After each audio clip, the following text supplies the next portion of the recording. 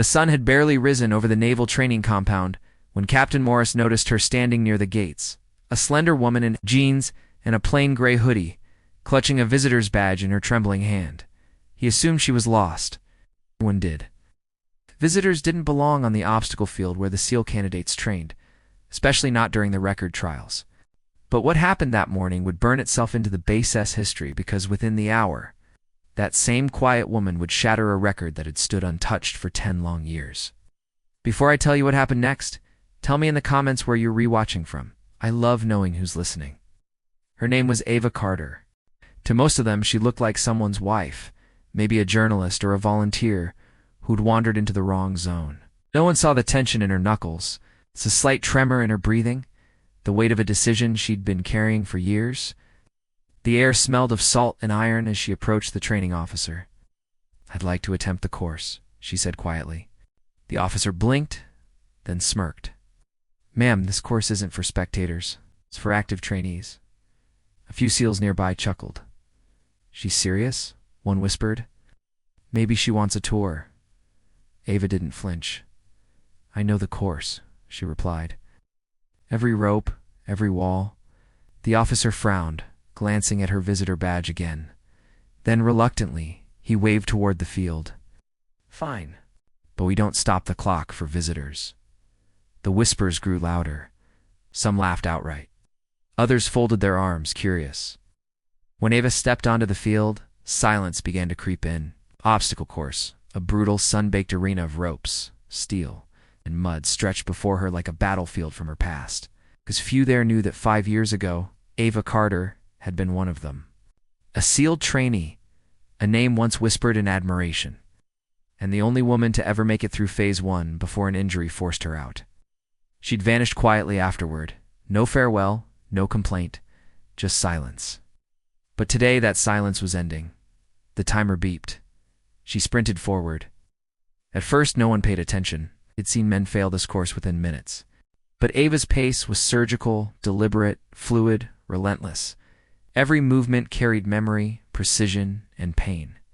She scaled the first wall like it was instinct, crawled under barbed wire with a grace that silenced even the laughter. Dust clung to her hoodie. Her palms tore open against the ropes. But she didn't stop. By the halfway mark, the laughter had stopped too.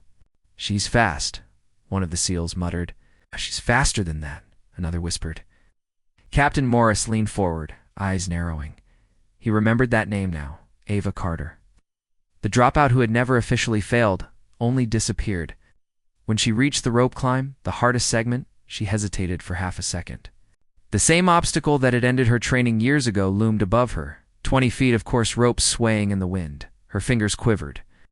The memory of her fall flashed, the bones snapped, the medics rushing, the voice telling her it was over.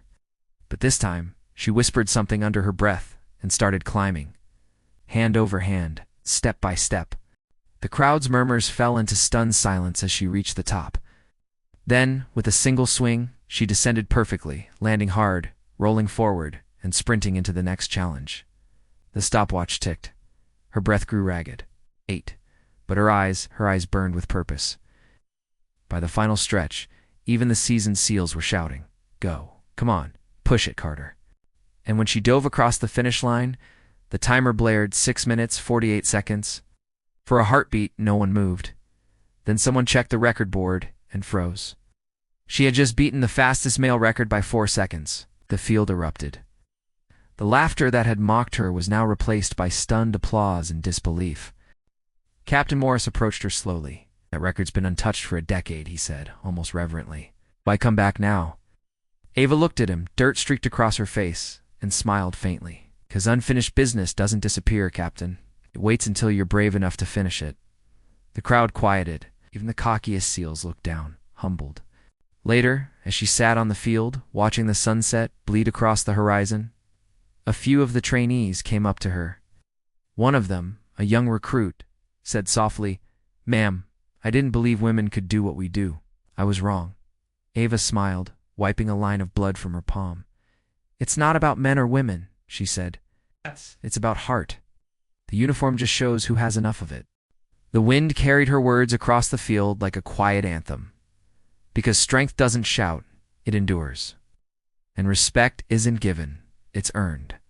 One impossible climb at a time. Because courage doesn't vanish, it waits, and it finds its way back. She came as a visitor. She left as a legend. Tell me in the comments, do you believe heart matters more than rank or gender? I'd love to hear your thoughts.